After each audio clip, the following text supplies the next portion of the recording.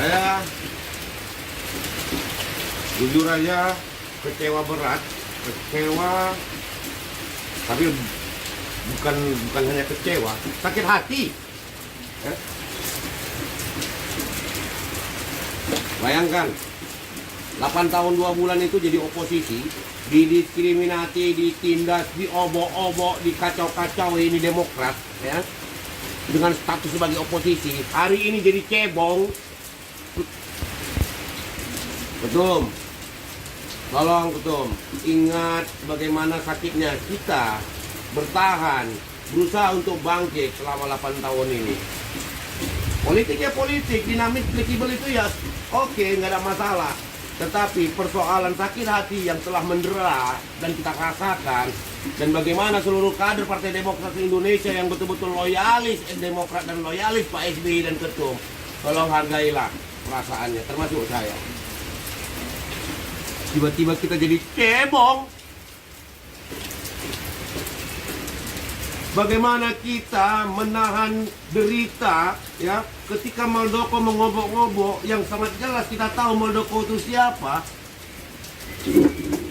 Lalu hari ini kita berada di wilayah itu, apa alasannya bahwasannya tidak ada kaitan itu semua? Belum lagi diskriminasi yang lainnya, Ketum. Sangat menyakitkan sekali. Sedih Ketum.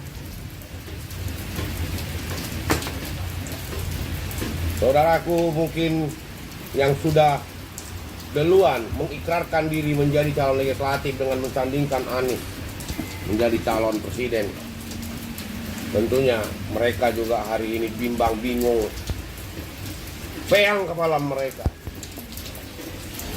Begitu banyaknya kader Demokrat yang anti terhadap sebutan cebong and kampret. Hari ini kita jadi kampret and cebong. Masya Allah. Semoga Ketum memikirkan kembali, apalagi ada wacana anak kecil pula yang mau dicalonkan menjadi calon wakil presiden. Jelas dan terbukti ini adalah sebuah kekalahan. Ingat Ketum, ada 40% masyarakat Indonesia yang anti sekali terhadap pemerintahan hari ini. Ya, di situ ada komunitas Islam, Kristen, Buddha, Hindu. Ada 60% yang terbagi 3. Yang 40% ini adalah pemilih yang betul-betul menginginkan satu perubahan, dan akhirnya PKS sebagai soulmate kita ketika itu, PKS, Nasdem, dan PKB lah yang akan mendapatkan lumbung suara 40% itu. Seharusnya kita juga ada di sana. Ditambah lagi yang 60% terbagi 3 itu. Tetapi harapan besar kemungkinan itu tinggal mimpi, dan mimpi 1 tahun 3 bulan atau lebih saya mengarungi Indonesia, walaupun dari Sabang sampai Bali semuanya sirna seketika. Saya bukan benci dengan sikap Ketum, saya bukan benci dengan Ketum. Saya begitu cinta kepada Demokrat dan tentunya kepada Bapak saya SBY, orang tua Ketum, termasuk sama Ketum. Tetapi cara-cara seperti ini sangat menyakitkan Ketum. Ketum tidak menghargai perasaan kami, saya khususnya kader Demokrat yang begitu membenci sebuah diskriminasi yang kita rasakan selama 8 tahun ini. Tiba-tiba kita berada di wilayah itu dan menjadi kampret dan cebong. Terima kasih. Assalamualaikum warahmatullahi wabarakatuh. Sobat RH sekalian, inilah derita seorang kader Demokrat ya. Saya membayangkan betapa sulitnya mereka untuk menjelaskan ke publik, atau paling tidak berdamai dengan hati nuraninya. Bayangkan, bukan 8 tahun sekarang, sudah 9 tahun ya, sejak Jokowi dilantik pada tanggal 20 Oktober 2019 dan sekarang sudah 22 Oktober 2023. Jadi ditambah 5 tahun masa jabatan sudah 9 tahun. 9 tahun beroposisi, akhirnya ya ikut ambil bagian dari kolam kekuasaan, kolam istana tanpa komitmen yang jelas, hanya karena merasa dikhianati. Itu bahasa yang disampaikan oleh SBY, oleh koalisi perubahan, terutama oleh Anies Baswedan, yang menunjuk Muhaimin Iskandar. Lalu pergilah ke Prabowo Subianto. Di Prabowo Subianto boro-boro dipertimbangkan sebagai wakil presiden. Yang terjadi adalah sekedar menunjukkan rasa tidak suka kepada koalisi perubahan. Lalu melakukan katakanlah deklarasi mendukung Prabowo. Ternyata Prabowo hanya menggandeng sampai saat ini anak kecil ya dengan putusan MK yang didapatkan terlebih dahulu ya dengan cara yang kontroversial karena hanya 3 hakim. Bahkan AHY pun yang masih dianggap belum berpengalaman dan lain sebagainya lewat dengan anak ini Gibran Rakabuming. Jadi sekarang bayangkan kalau kader-kader Demokrat harus mengkampanyekan Prabowo dan Gibran Rakabuming. Bagaimana perasaan kader-kader Demokrat tersebut, bahkan perasaan orang-orang sekitarnya seperti AHY sendiri dan juga ketua umum partai lain atau jagoan dari ketua umum partai lain. Yusril Iza Mahendra di PBB, partai terbesar nomor 2 Golkar dengan Erlangga Hartartonya, kemudian Zulkifli Hasan PAN dengan Erick Thohir sebagai jagoannya.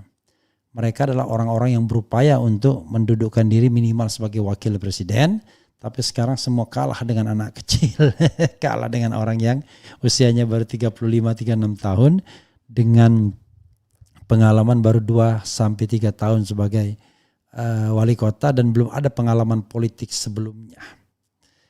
Dan kemudian bahkan seorang Ahok sendiri pun mengatakan dia akan memilih Ganjar dan Mahfud yang sudah terbukti ketimbang harus memilih Prabowo. Jadi termasuk pendukung-pendukung Jokowi yang sekarang mendukung Ganjar Pranowo semuanya protes. Dennis Regar, kemudian yang kanal Anak Bangsa itu siapa namanya, dan yang lain-lainnya, sepanjang dia melabuhkan dukungan kepada Ganjar Pranowo dia akan protes pada fenomena ini. Tapi mereka yang sudah beralih ke Prabowo tidak mempermasalahkan. Jadi masalahnya bukan idealisme, masalahnya adalah soal kepentingan. Luar biasa ya. Ya itulah politik ya. Saudara sekalian, tidak ada yang ideal tentunya. Coba kita bacakan juga bagaimana jawaban SBY. Ya bekilah SBY ketika dia ingin ditemui Kaisang ya. Jadi ini ada bintangnya. Berarti ini cuitan SBY sendiri. 3 hari ini saya ada di Jateng. Saya dapat info Mas Gibran ingin temui saya dan AHY. Mungkin terkait pencalonan Mas Gibran sebagai cawapres. Silaturahmi Mas Gibran dengan saya dan AHY itu baik. Namun urusan cawapres sepenuhnya menjadi kedaulatan dan kewenangan Pak Prabowo. Luar biasa ya. Anda percaya ini kata-kata yang tulus atau ini sebenarnya bentuk kekecewaan dari SBY? Karena yang saya dengar SBY menginginkan yang menjadi wakil presiden Prabowo itu adalah Khofifah Indar Parawansa. Aneh ya?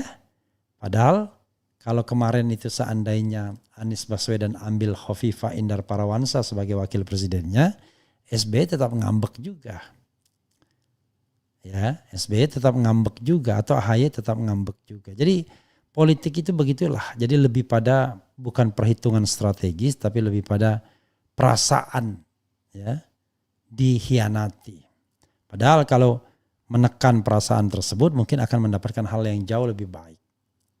Misalnya dia melakukan statement bahwa saya merasa kecewa di koalisi perubahan tapi kami tahu dan lain sebagainya bla bla bla bla bla dan kami tetap setia karena kami setia pada ide bukan setia pada orang. Nah, begitu kan? Oke, saudara sekalian, itu saja saya mau jalan ya. Wassalamualaikum warahmatullahi wabarakatuh. Ciao.